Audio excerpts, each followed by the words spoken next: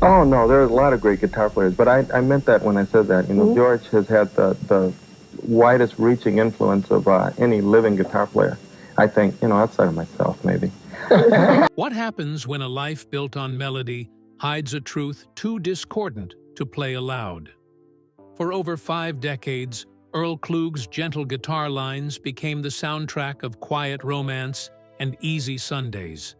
Music so warm, it seemed untouched by the shadows of the industry.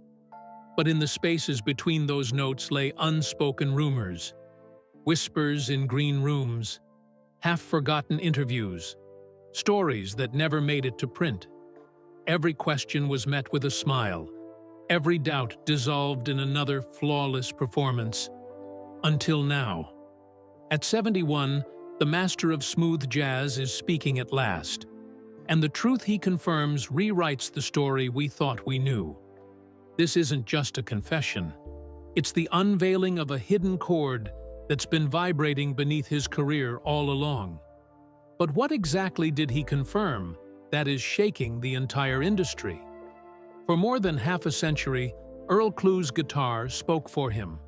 It told stories in 6 strings, wordless confessions of love, loss, and longing, carried on melodies so soft they could disarm even the hardest heart.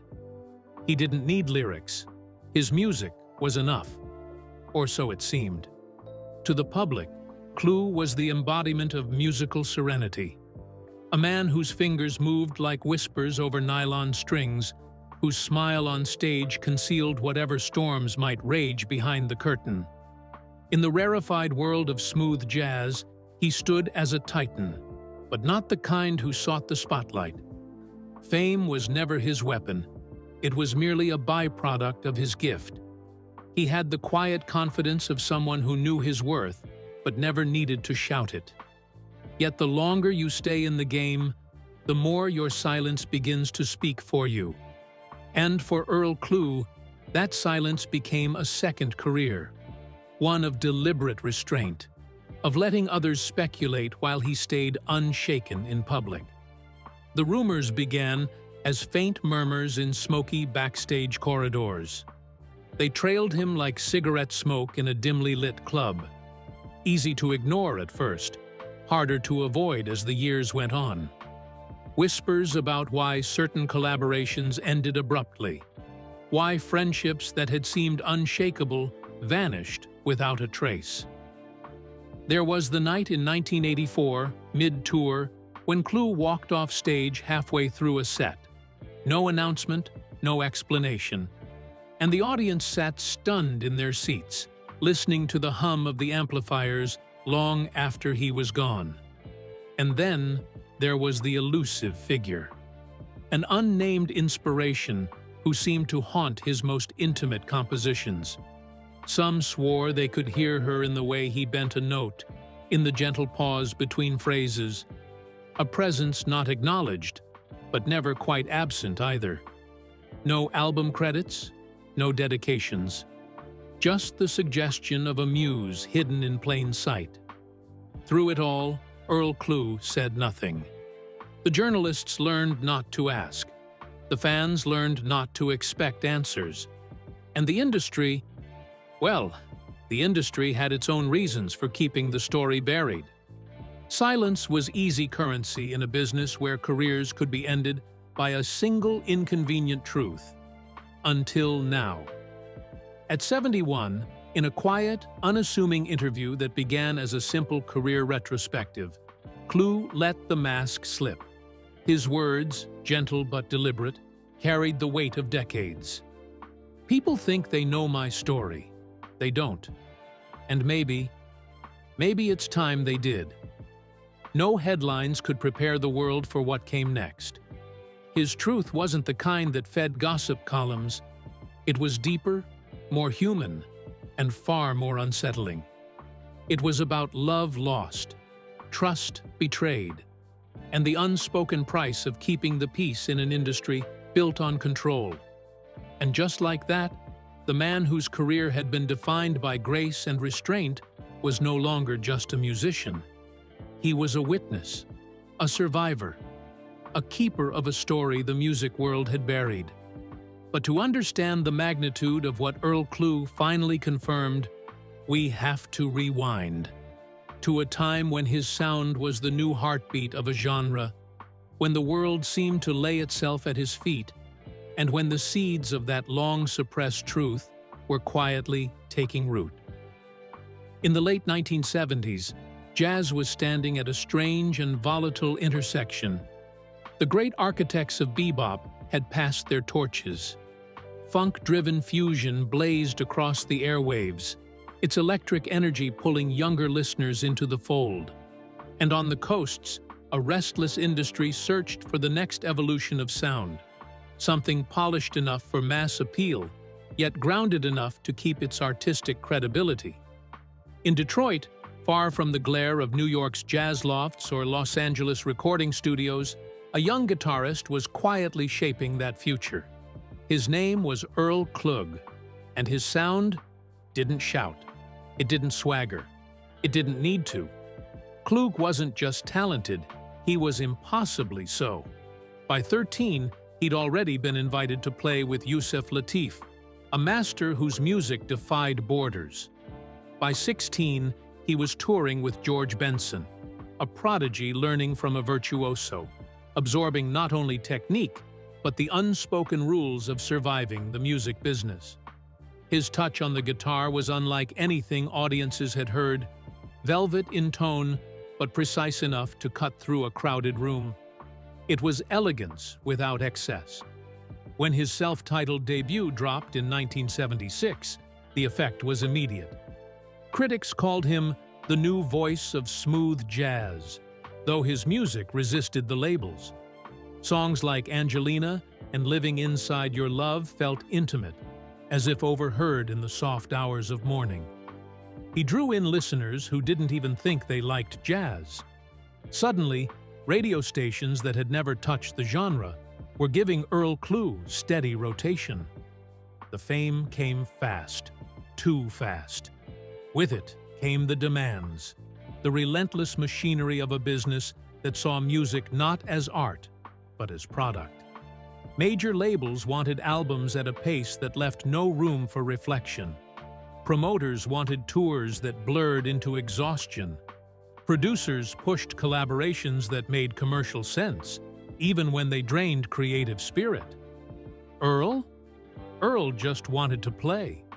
From the very start, he carried himself with a quiet dignity, the kind of composure that made him seem untouched by the chaos around him. He didn't chase the trappings of stardom. There were no late-night scandals, no messy headlines. His private life was exactly that. Private. Fans knew the music. They didn't know the man. Still, there were signs, small but telling, that the story wasn't as serene as the stage persona suggested. Some interviews would end abruptly if the conversation drifted toward his personal life. Certain album liner notes contained cryptic acknowledgments to people no one in the industry could place. And then there were the songs, heartbreakingly tender compositions that seemed too vivid, too bruised, to be purely imagined. In an industry that thrives on spectacle, Earl Klugh's reserve became part of his mystique. It was a shield, a controlled narrative that kept curiosity at bay. But Mystique has its own gravity. It draws speculation, shapes rumors, and feeds the quiet conversations that happen just out of earshot. And for Earl Klugh, those whispers never stopped. They lingered backstage at festivals, in studio lounges during long sessions, in after-hours conversations between journalists and managers. Everyone had a version of the story, about the muse no one could name, about the performance in 1984 that ended mid-song with no explanation, about the personal cost of staying silent in a business that rewards compliance over truth. The public heard none of it. The press printed none of it. But the rumors lived on, as persistent and haunting as the unresolved chord of a song left unfinished. It's hard to pinpoint where the rumors began. Some trace them back to a recording session in Los Angeles, in 1981, when a certain female vocalist, one with her own rising career, abruptly quit the project and refused to work with Klugh again. No one would say why. Others recall the whispers about his years in Atlanta, about a relationship that was never acknowledged publicly, but was an open secret among musicians. A muse, some called her. Others, a liability. Then there was the infamous disappearance. In 1984, during a sold-out show in Chicago, Klugh reportedly walked off stage halfway through the set. The official story was illness, but those who were there claimed they saw him in the green room later that night, pale and shaking, arguing quietly with a man in a tailored suit. No explanation ever came. These weren't the kind of rumors that splashed across tabloid covers. They were the quieter kind, the kind that pass between session players during late-night gigs, that get half-whispered over drinks after a recording session. They carried just enough weight to linger, but never enough proof to stick. And then there was the music. Always the music. Pieces like Heartstring and Wishful Thinking seemed to hint at longing, regret, even guilt.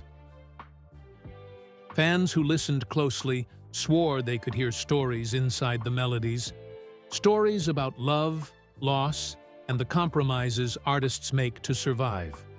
But Klugh never confirmed, never denied. Until now. What he finally revealed at 71 didn't just confirm the whispers.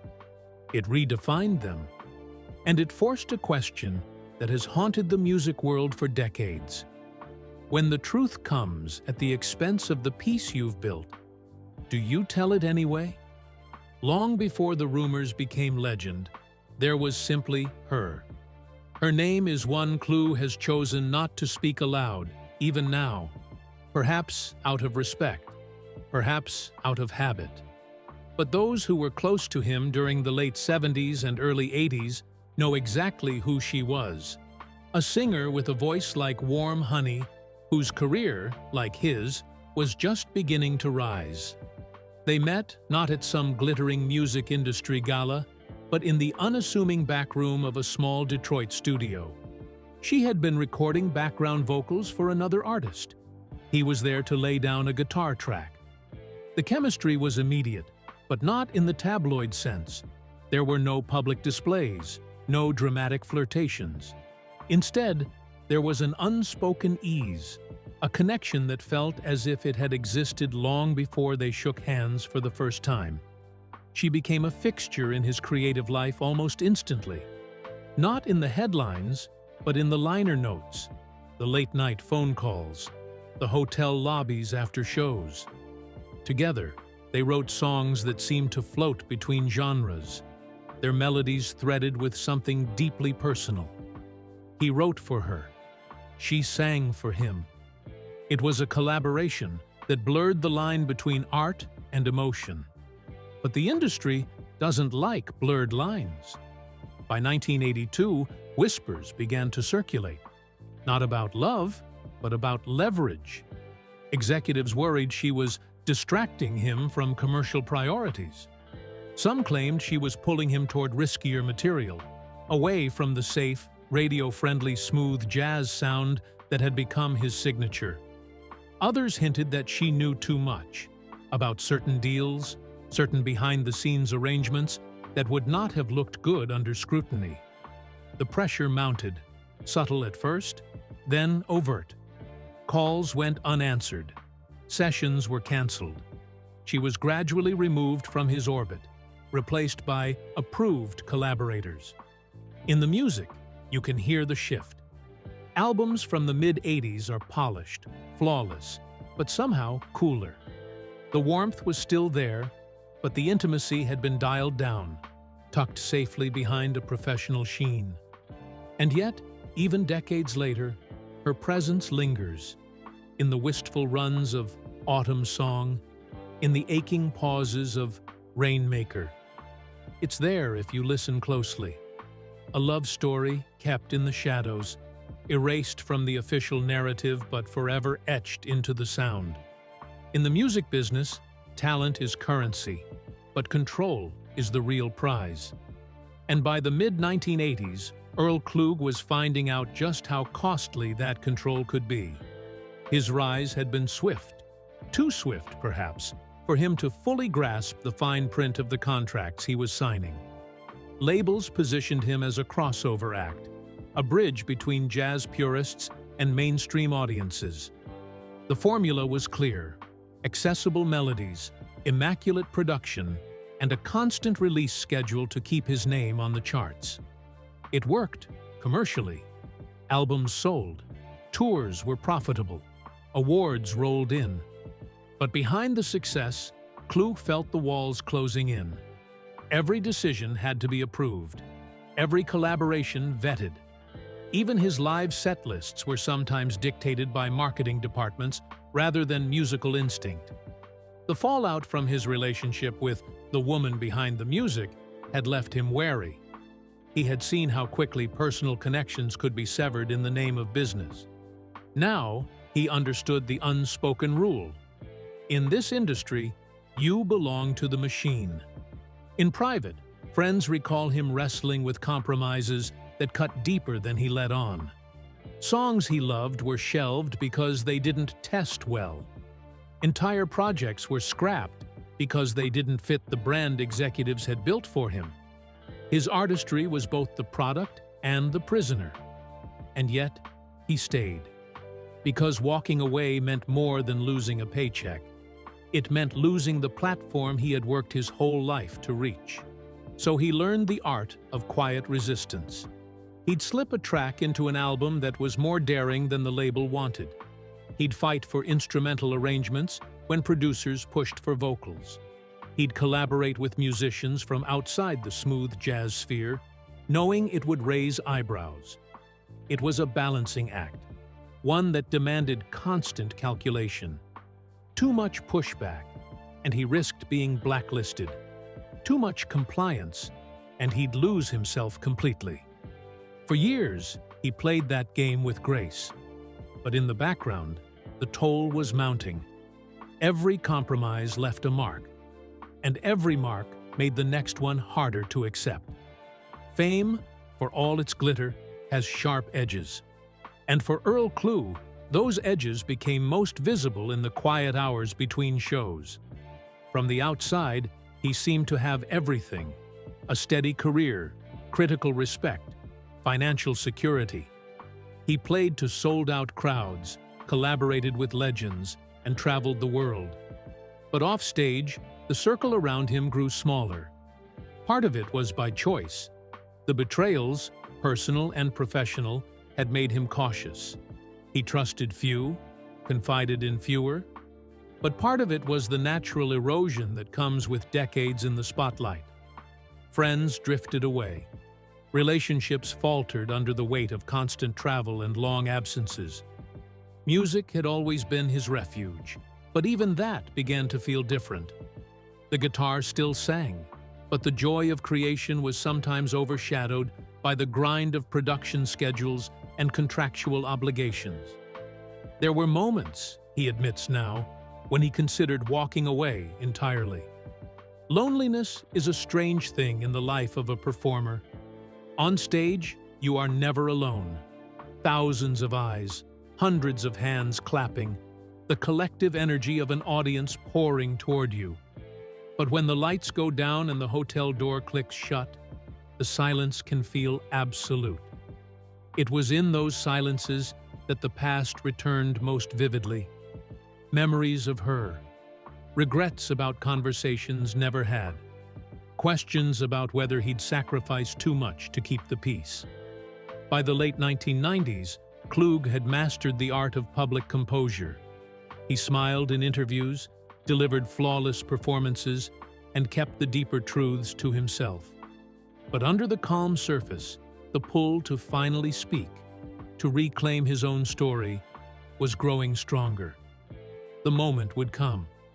And when it did, it would change how the world saw him forever. It was not the kind of night anyone could have predicted. April 14, 2002. Earl Klugh was headlining a sold-out show in Washington, D.C., part of a celebratory tour marking more than 25 years in music. The room was warm with the low murmur of conversation and the clink of glasses, the kind of intimate venue where the audience feels close enough to breathe the same air as the performer. From the first note, he was in complete command. His fingers danced effortlessly, the set list moving between familiar favorites and newer compositions that showcased his evolving sound. But midway through the second half, something shifted. Those close to the stage later said his expression changed. Not with strain, but with a sudden, faraway focus, as though his mind had slipped into another place entirely. It happened during Angelina, a song long rumored to be tied to the woman behind his early music. As the final chord rang out, Klugh didn't move to start the next tune.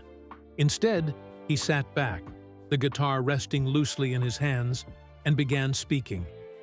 It wasn't a prepared speech, it was a release. He spoke in fragments at first, about people who had been erased from his story, about songs that belonged to someone else before they were made public. He spoke about an unnamed person who had been pushed away from him for reasons that had nothing to do with love and everything to do with power. The room was silent. Even the clinking glasses stopped. He didn't name names. He didn't accuse. But the implication was clear. The music that had built his career was entwined with a history the industry had deliberately hidden, and he could no longer carry the weight of silence. By the time the show ended, a ripple of unease had spread among those in the business who were in the room. His comments wouldn't make the press, not immediately, but they would begin circulating quietly among musicians, journalists, and executives. That night marked a turning point. The truth, once spoken aloud, doesn't shrink back into the shadows. It waits, it pushes, and eventually it demands to be heard by everyone. For years after that night in 2002, Klugh spoke of the incident only in vague terms. Interviews remained cordial, performances remained pristine, and the unspoken understanding in the music world was that the subject was off-limits. Until this year. In a rare, in-depth interview marking his 71st birthday, Klugh finally broke the industry's unwritten rule.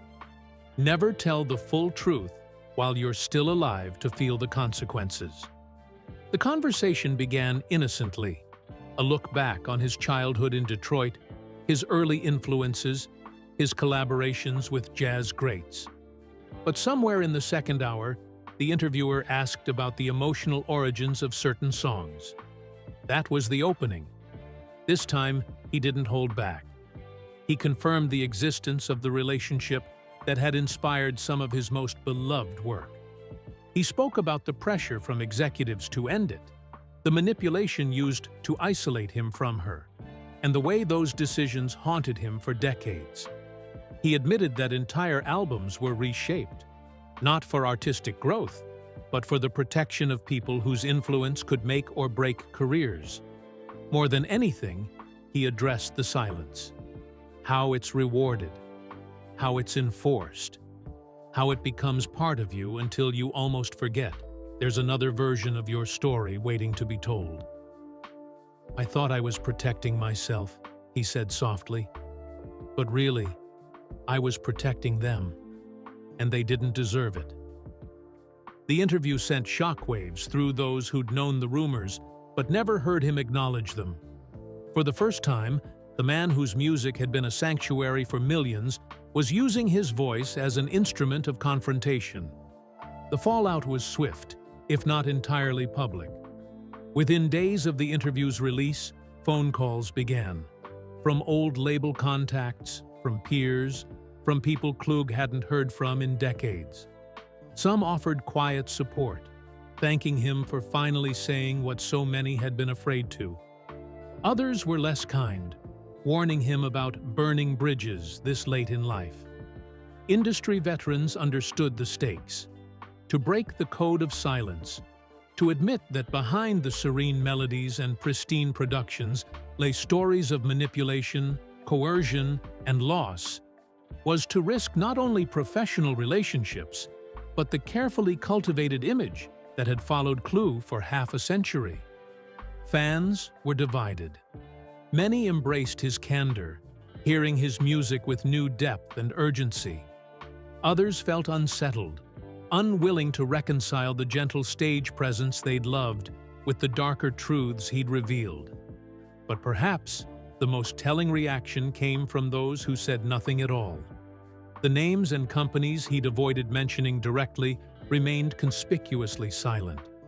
No denials, no rebuttals, just the same stillness that had defined the original erasure. Only now, that silence was louder than ever. Klugh didn't flinch. For him, the confession wasn't about revenge or redemption. It was about ownership.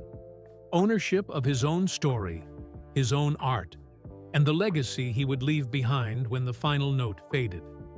The battle for that legacy had begun. And for the first time, Earl Klugh seemed ready to fight for it in the open.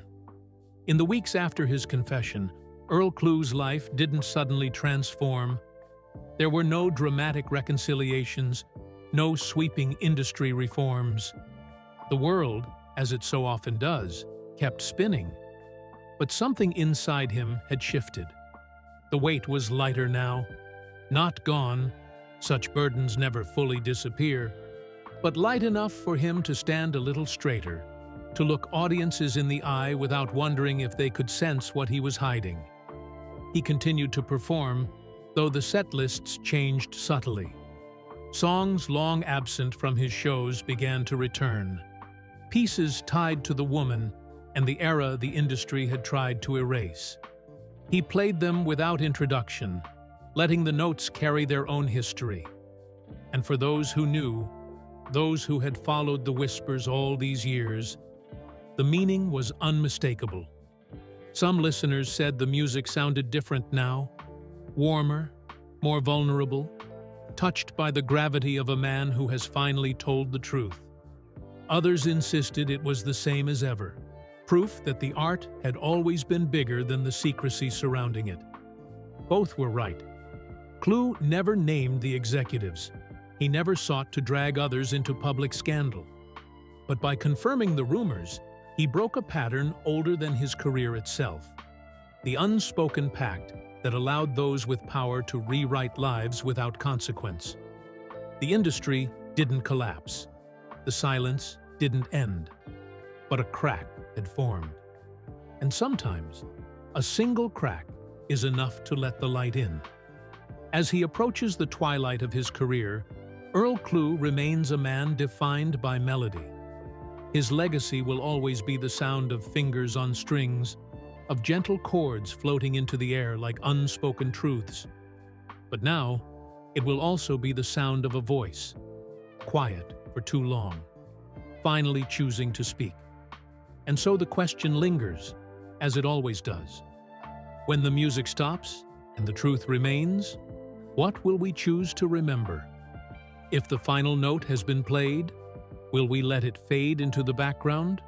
Or finally hear the story behind the sound? Earl Klugh has spoken, but the meaning of his words depends on what we do next.